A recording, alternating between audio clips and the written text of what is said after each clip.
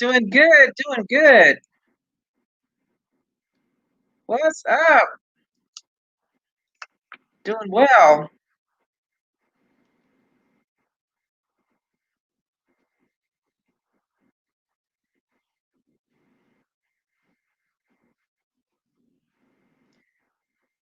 Okay, so there's a bit of a delay, just so you know, and I am hearing everything twice.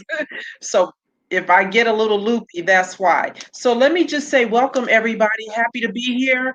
And we're going to have tonight joining us the attorney who was here with us before, Mark Aarons, who's representing the family of Mubarak Soulemane out of Connecticut. Mubarak was tragically shot and killed in January of this year by a state trooper at the end of a police pursuit. And so on this evening, we have the luxury of having his family join us and talk a little bit about what they've been dealing with and going through since January, where they are today, and how we can help them as they seek justice, as they seek a report from the state attorney general there, Michael Gaylor.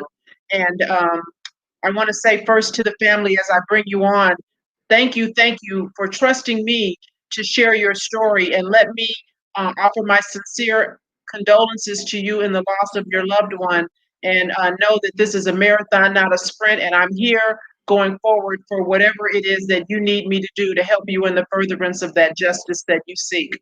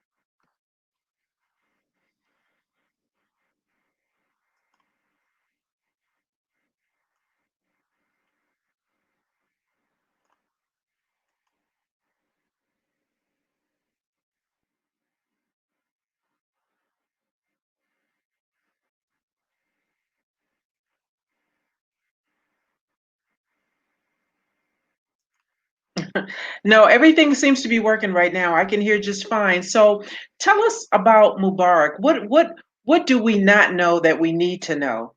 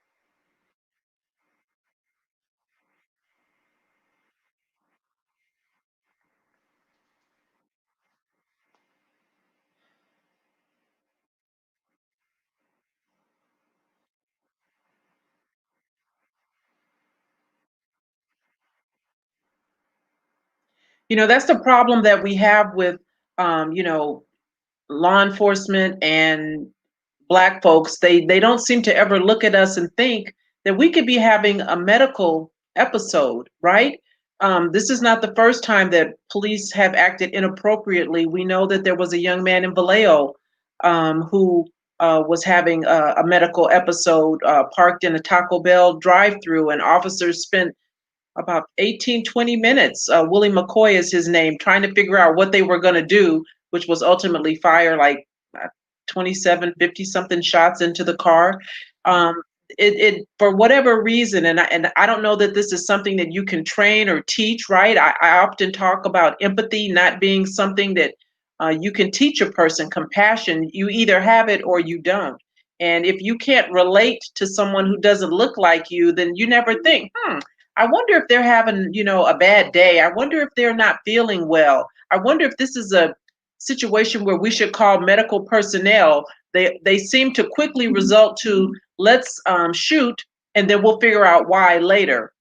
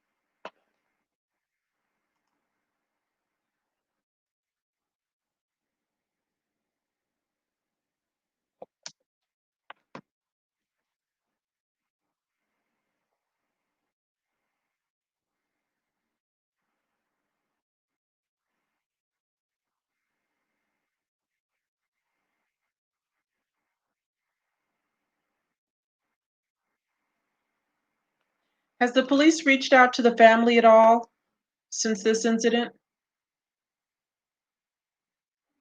to apologize, to make sure you guys are good?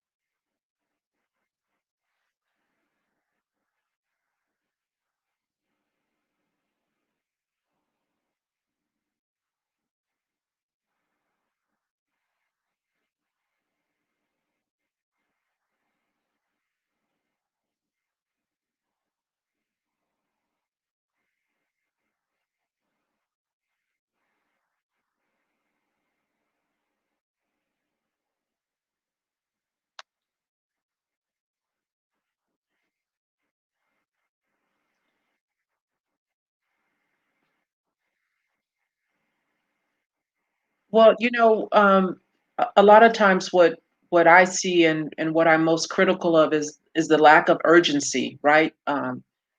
What is it about this incident that requires an officer to act right away? And I said before when we were talking, when someone doesn't get out of a vehicle, it becomes a barricaded suspect situation, almost as if someone were in a residence and they don't come out. And we've seen time and time again, you guys know when SWAT comes out, I mean, they take forever. They establish a phone line, they get schematic for the residents, they want to know the floor plan, the layout, and they really are in no hurry. There's no exigent circumstance to act right now. And so when I look at this case, I see a barricaded suspect, someone who's in a car, who's not responsive, not compliant, inherent to what we see as police officers. Windows are up. What's the hurry? What's the urgency?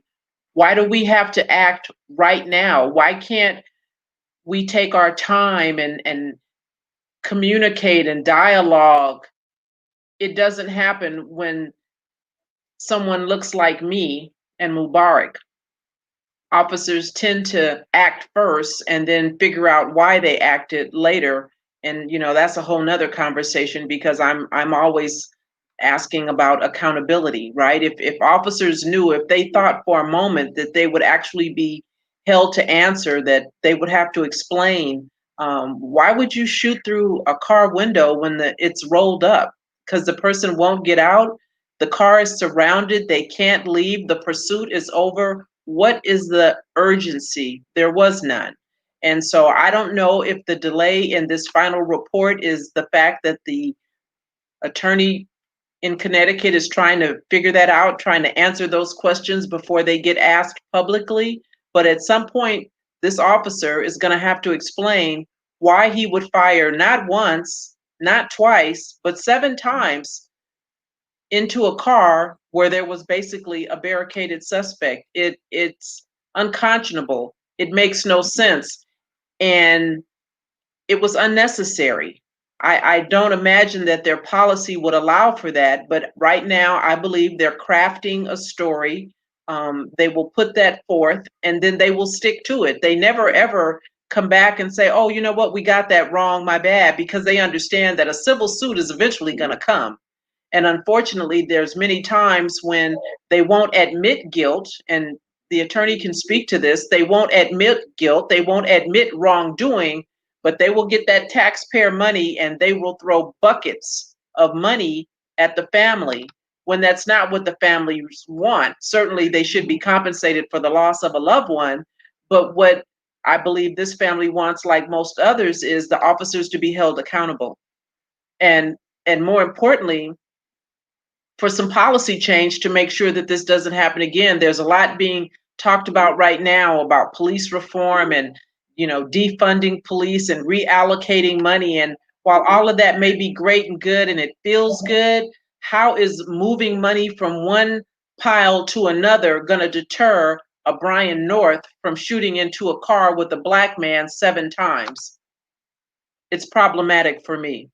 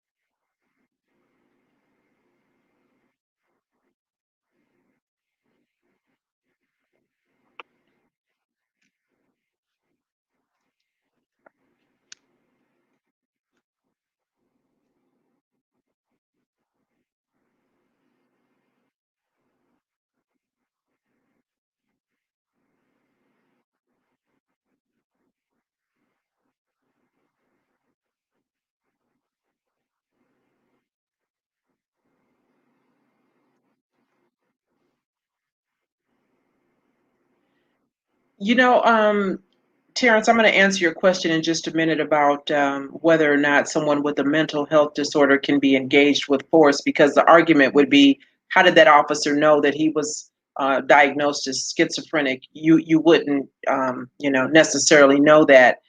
But the problem with, charging is that district attorneys want to win, right? And it doesn't matter what type of case it is. That's why you see a lot of times when someone is arrested and they particularly know that it's a BS case, it'll be a DA reject, right? Because they say, well, there's insufficient evidence to proceed. Really, what they're saying is, we don't think we can convince 12 people. And so, because they want to win, they only take those cases to court, to trial, that they feel like they have a likelihood of convincing 12 people. I mean, our judicial system is what it is. It's not like everybody doesn't know going in whether or not this thing occurred, right? Who goes to court and pleads guilty? Not many. Most people plead not guilty, and then you play the game. We have 12 people. The prosecution is going to have a story. The defense is going to have a story. The judge acts as the referee and says, I'll allow this to be said and shown, or I won't. And then let's see who can convince 12 people of your version. And so, if one side, the prosecutor, who's the one who gets this thing going in the first place, doesn't think it's a strong enough case, doesn't think I can convince someone that there was intent. I don't think Brian North woke up that morning. I can't get in his head and say for sure, but this would be the argument, that he didn't get up that morning and decide that he was going to kill a black man.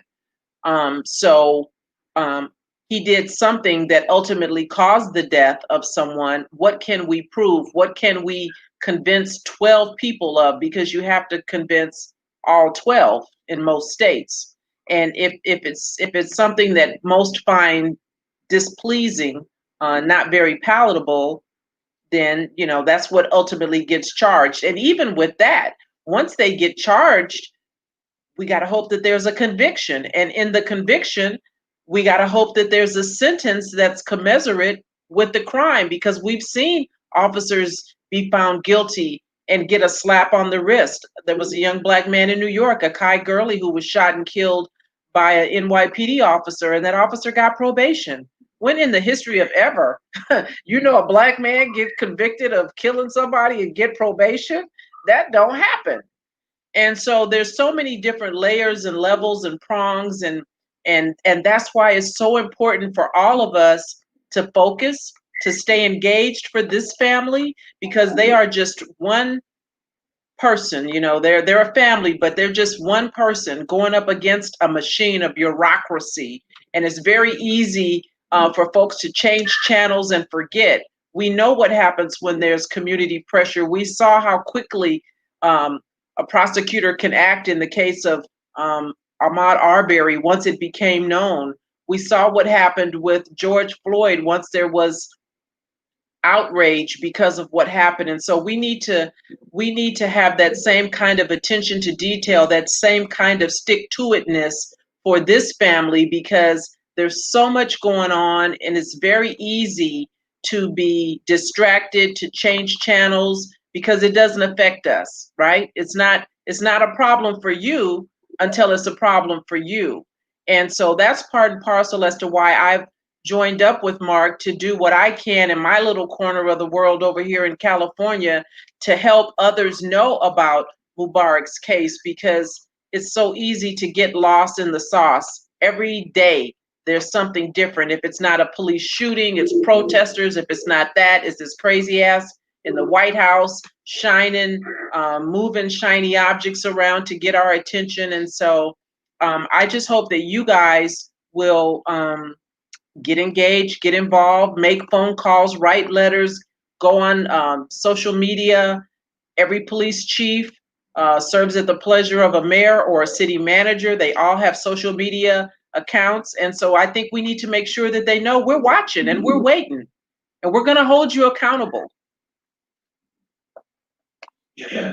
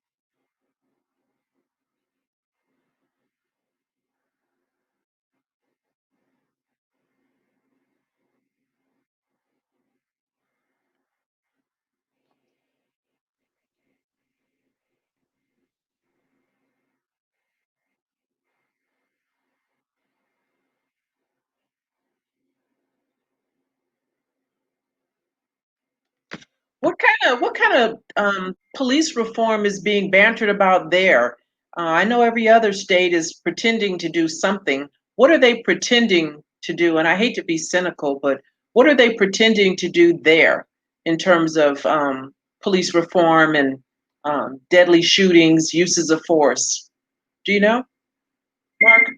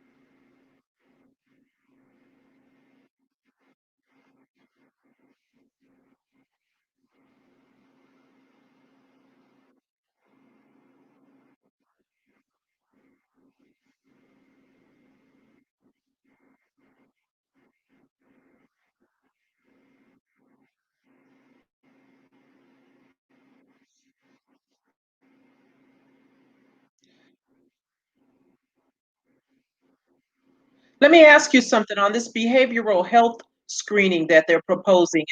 Is that in conjunction with an OIS? In other words, when you're involved in a deadly shooting, or is that something that they're going to just do periodically? Because typically, they will send you to speak with a psychologist once you've been involved in a deadly shooting.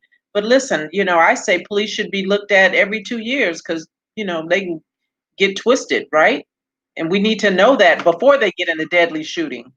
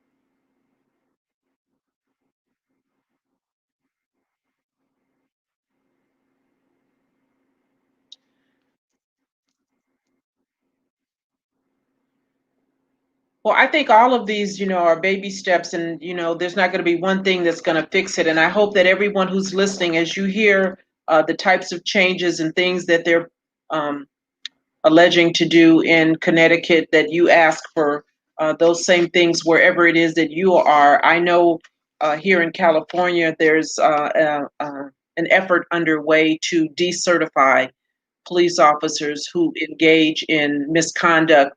Um, anything that violates policy or could be considered serious criminal wrongdoing. Because if an officer is decertified here in California, we are certified through POST, Peace Officer Standard and Training. And if you lose that certification, you can't be given what I call the gift of resignation and be allowed to leave LAPD and then go over to Hawthorne or Rialto or Fontana or one of the gazillion other. There's 18,000 police departments across the nation, and so we've seen officers move from one department to another, and decertifying an errant officer is something that needs to happen nationally. And so when you have an opportunity to speak on that, I hope that those of you who are listening will do that.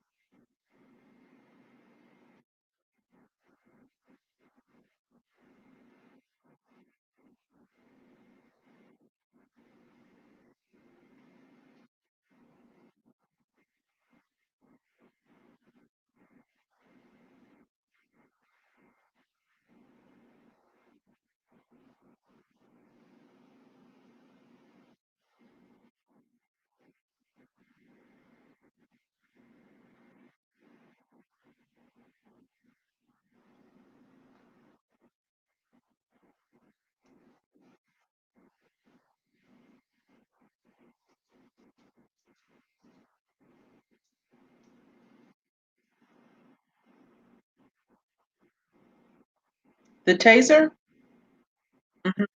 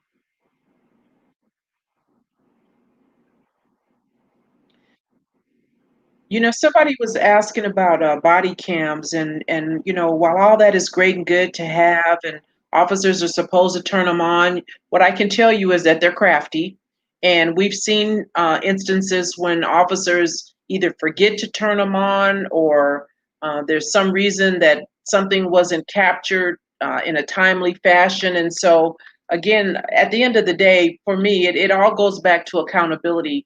We have policy and procedures most police departments do about what you should do in a variety of instances. It's when the officers don't do that that it becomes a problem. And not only do they don't do it, but there's no consequence. And so, what's the point and benefit of having a policy that you have body cams in car cameras and you don't activate them? If the officer isn't dealt with appropriately when they don't do it, then they don't do it again and again, just like uses of force. By the time we see something that makes national news, 9 times out of 10, this is not the first time that this officer has acted in a way that was inappropriate. It's just the first time that we're seeing it. And so, accountability. You prohibit chokeholds, and then an officer chokes somebody and says, that wasn't a chokehold, like Daniel Pantaleo did with Eric Garner. They said that was an upper body seatbelt restraint. How do you overcome that kind of foolishness absent accountability? So they can pass and label and call whatever it is that they want.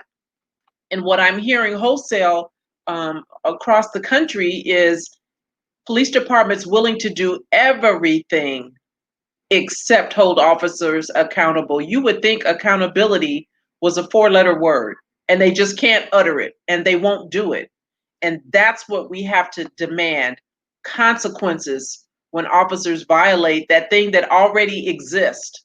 You can't use deadly force as a first resort. You can only use it after you've done everything that you've been trained and taught, and none of that has worked. Then you get to use deadly force. But if you use it first and then you figure out later why you did it, there's a young man right now up in Vallejo, California, Sean Monterosa, who was shot and killed by Vallejo, and they just kill people just for drill up there. Vallejo is bananas for any of you who don't live in Northern California, don't know how they get down up there. They shot this guy. You could hear the officer on the body cam say, what did he have? Why did we do that? So they shot and killed him first, and now they're trying to figure out why they did it. There's no consequence.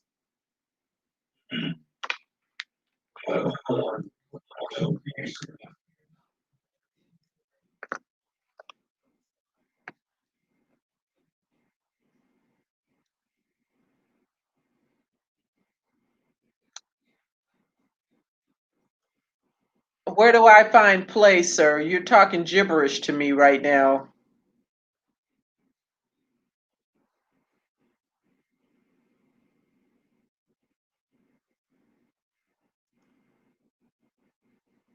Okay.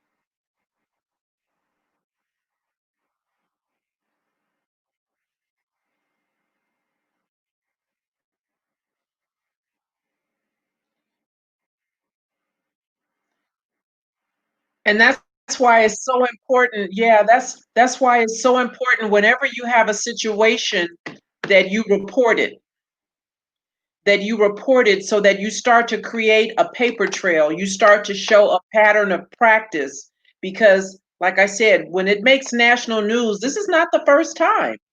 It's the first time we heard about it. And so anytime you have a grievance with a police officer, you should always, always create a paper trail, report it so that there's a record of it. Because absent that, then that department or that state attorney could say, there's no pattern, there's no record of wrongdoing. You can't prove that this thing is something that is reoccurring. So again, we all have a part to play.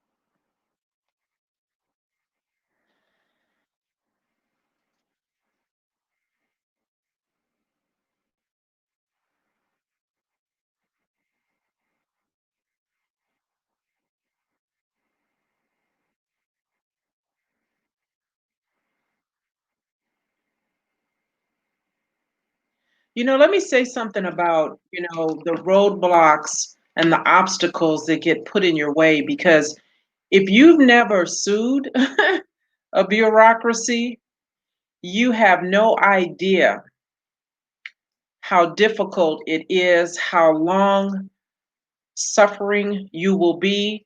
And part of it is just to wear you down. Um, I personally have sued um, LAPD. And after I worked for LAPD, I worked for the LA Unified School District, where I am right now in the midst of a lawsuit that I filed back in 2016.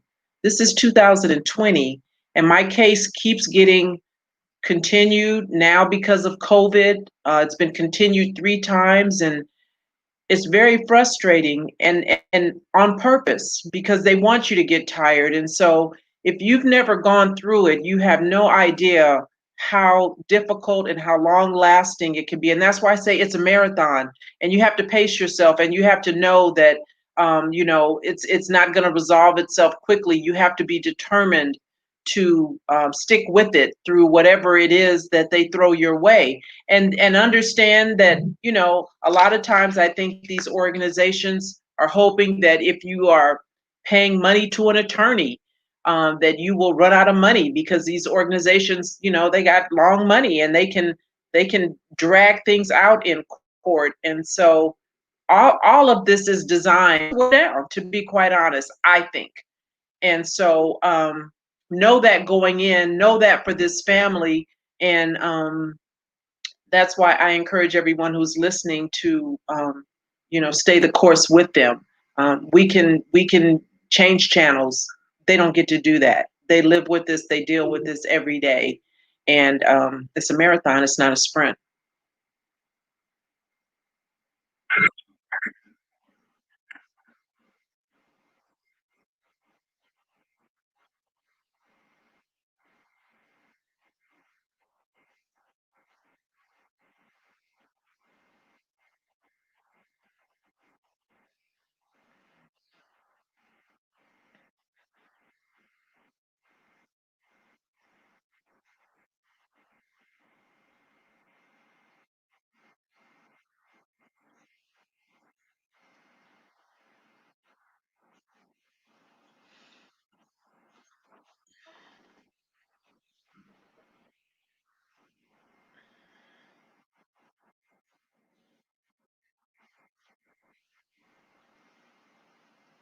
But you know what? Let me just say this, because I think it needs to be a little bit more than just justice, right? Because what does that mean? Really, what we need that state attorney to come on with this report, right? We need that report to determine whether or not charges are going to be filed against the officer. Because if charges are filed against the officer and he ultimately goes to a criminal trial, it will certainly make things much better on the civil side for you, Mark. But what we need first is we need that state attorney to complete his report and let the family know whether or not this officer is going to be held accountable, if there's a consequence for him taking their loved one's life, right? So I think if we don't ask for that, then they will pretend that they don't know what we're asking for when we just say generically justice. Criminal charges, a report that will lead to criminal charges is what we want.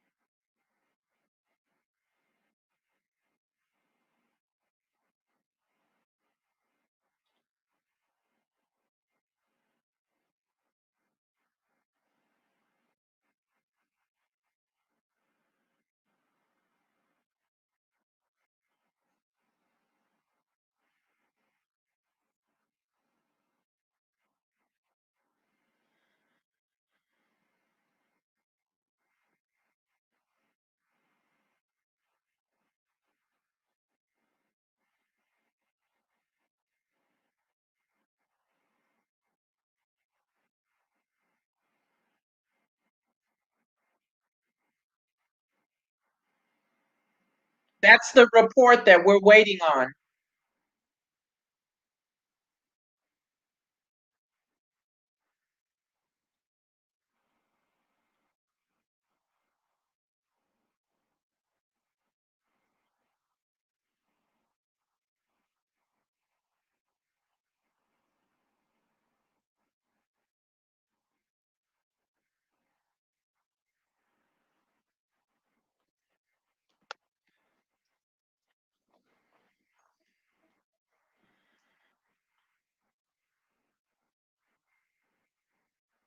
Grand jury.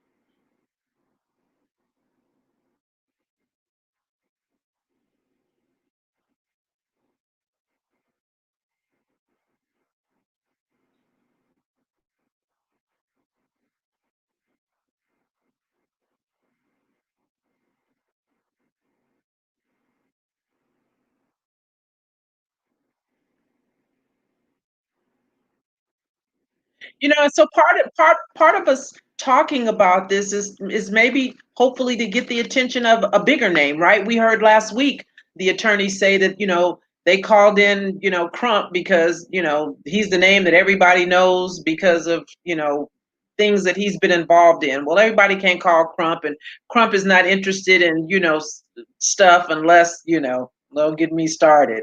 Uh, but the hope is that someone somewhere along the line, bigger than me, bigger than you, Fred, will hear this story, will take an interest in it, and will, put Mubarak's name on a jersey or on a wristband, or you see what I'm saying? Because that's the kind of attention that gets other folks' attention. And so, but we'll, I'm committed. I know that Mark is certainly committed to this drum beat, and I will talk about it, here and anywhere else I have an opportunity to speak his name in hopes of getting others involved and engaged. But in the meantime, this is not unique, and as frustrating as it is, I just want to share with you something that I came across today that happened here locally, kind of in Las Vegas. There was a family of a black man, Tashi Farmer Brown, who was choked by Las Vegas Metropolitan Police back in 2017 outside of a casino. Prohibited chokehold. He ultimately lost his life.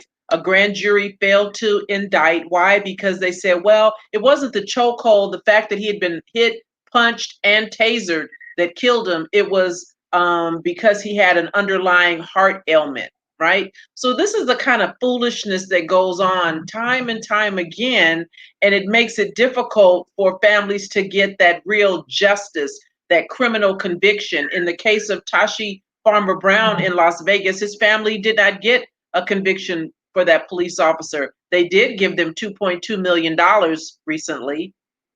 That's not what families want. That's not what this family wants. There's no amount of money Connecticut could give to this family for Mubarak that would make them whole, that would make this okay. And so, in my mind, anything other than criminal charges and ultimately a conviction does this family a disservice and is disrespectful.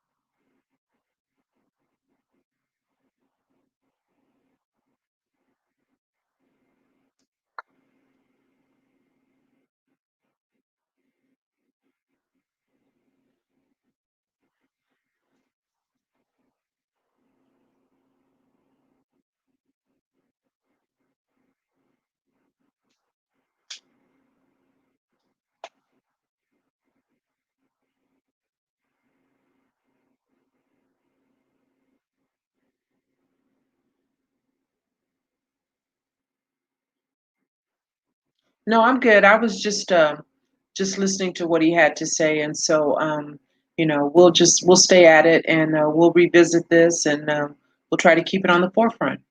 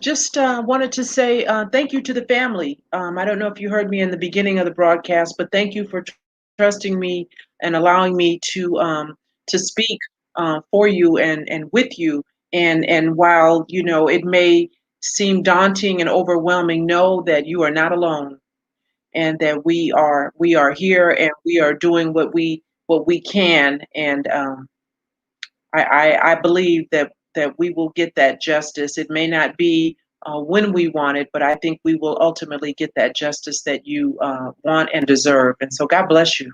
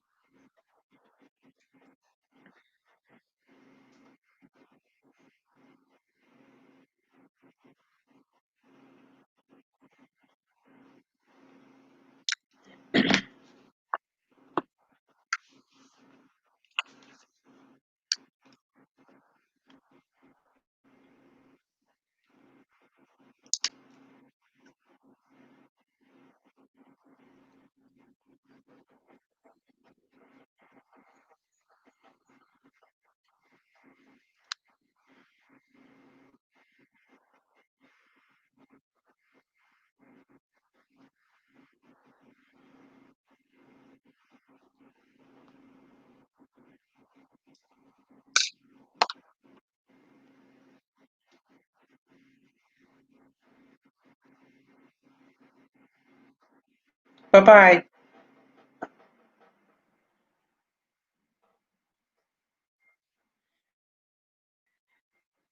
Thank you, Fred.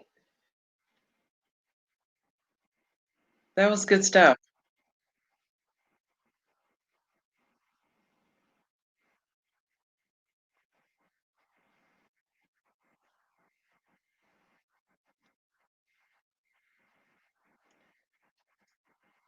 And listen, they make it stupid. They make it difficult on purpose. This is not by happenstance. This is designed. The system does what it's designed to do. And so we need to understand that, and we can't get frustrated, and we need to make sure that we do our part, because they're counting on us to get frustrated and say, fuck it, right? That's what they want us to do. And so I'm just ornery and I'm stubborn and ugh.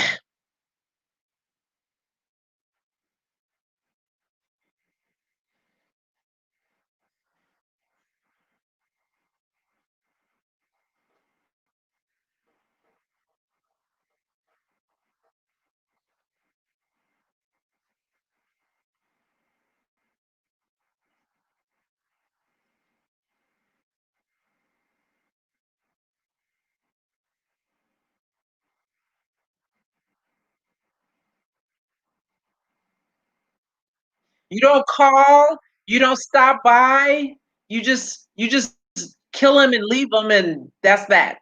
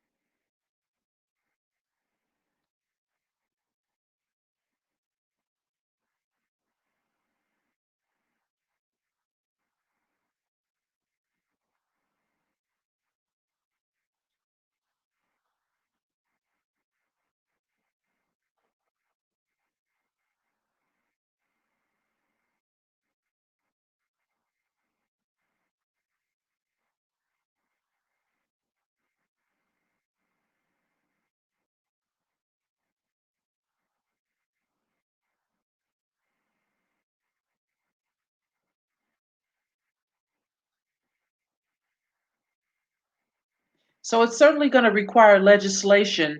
And we have a senator here in California, Senator Bradford, who is taking on the charge here. Decertifying an officer is basically like having a driver lose their driver's license, right? If you don't have a driver's license, technically, you can't drive a car. If you aren't licensed to be a police officer, then you can't be a police officer on any police department. And so what generally happens is because officers are protected to a great extent under the police officers bill of rights is what it's called here in California, might be called something else in other states, gives them great shelter and cover. Due process is given to them, and a lot of times an officer can resign before the levers are pulled to actually fire and terminate. And so when they resign, there's really no record as to why they resigned. It just looks like maybe they wanted to change uniforms, maybe they wanted a job closer to home.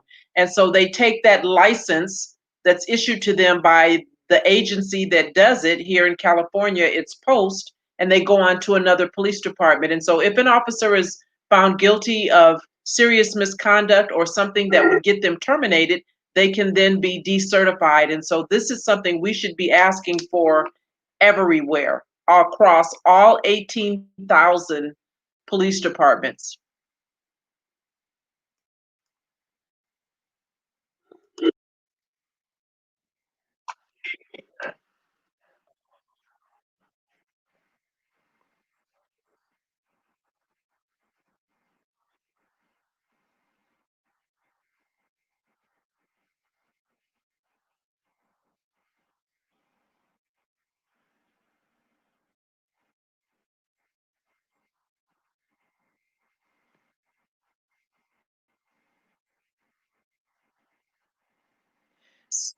So what happens is, anytime a police officer is caught lying, that means anything they've touched is tainted.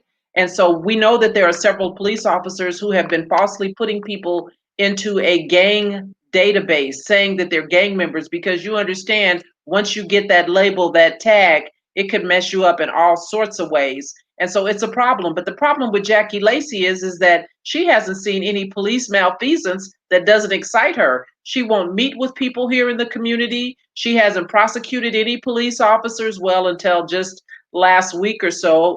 Officer who beat up a homeless man, Richard Castillo. And the only reason I think Jackie Lacey decided to prosecute this one guy this one time is because there's an election in November. I hope Black people are not going to be swayed and led down some false path that now somehow she's had an epiphany and she's actually going to go after errant officers. Jackie Lacey has let the community down in terms of going after police officers who misbehave, who use deadly force as a first resort rather than a last resort. And now we'll see what she's going to do about these, however many cops it is that we know have falsified and put people, even small children, into this gang database.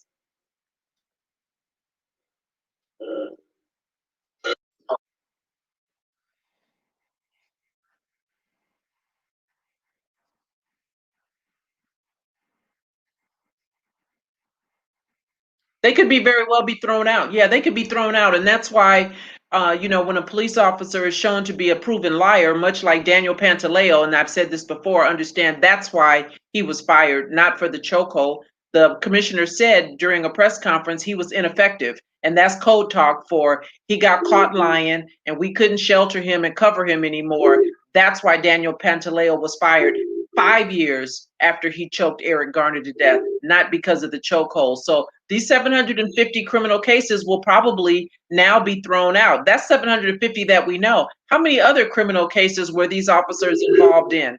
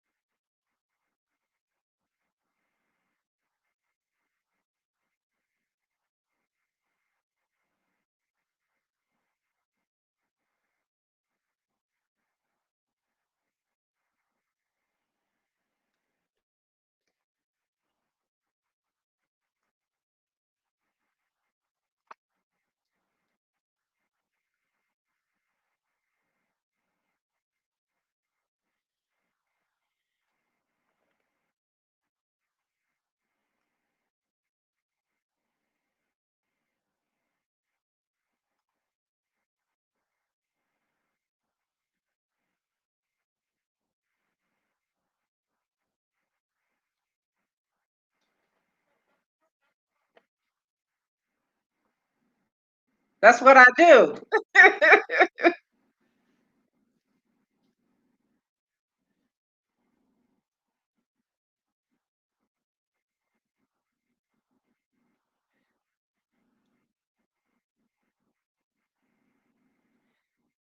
Well, I just feel like I'm more effective here sharing.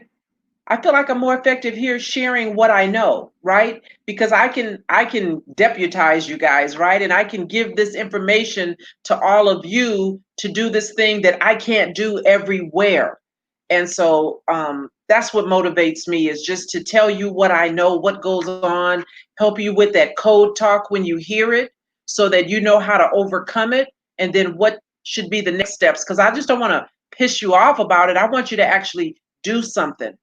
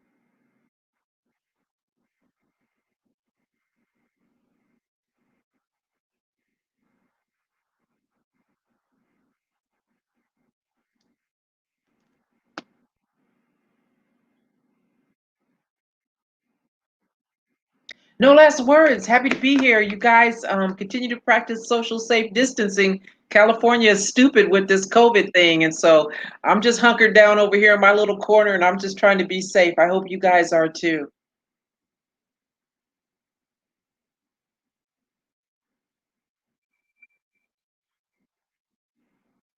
Absolutely.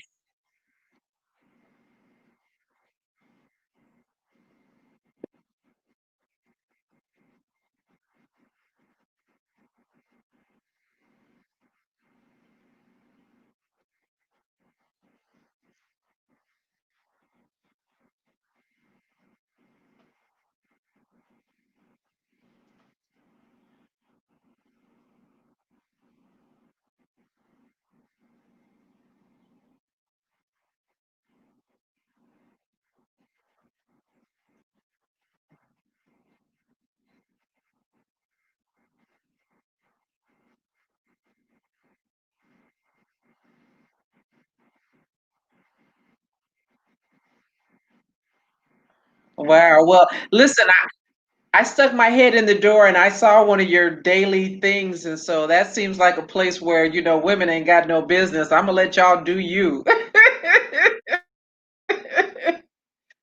I don't want nobody to have to, watch what they say and be careful. So, yeah, have a good time tomorrow.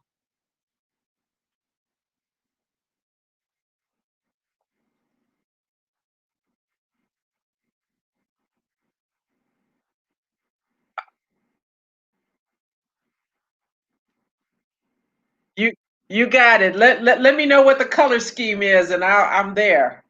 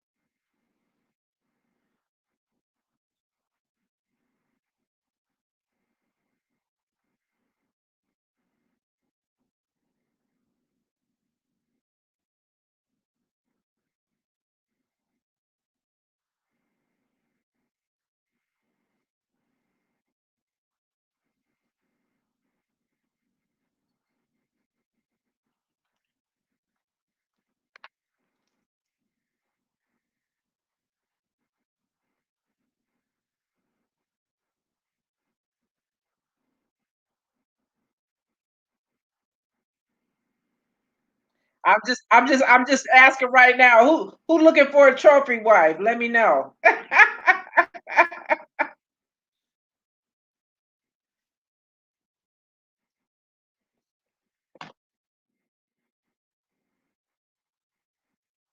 Single, fine and single.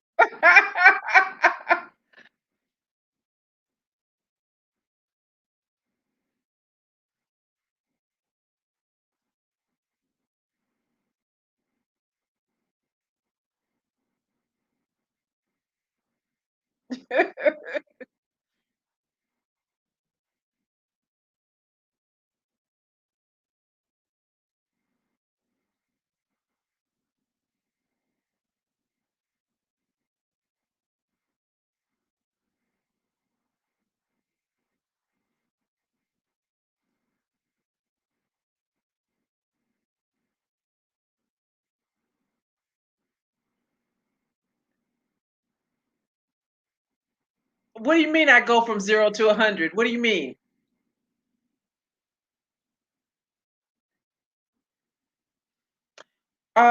Well, I'm an actress, I think. Yeah. I think it's a girl thing. It's a girl thing. Yeah, I could be whatever you need me to be.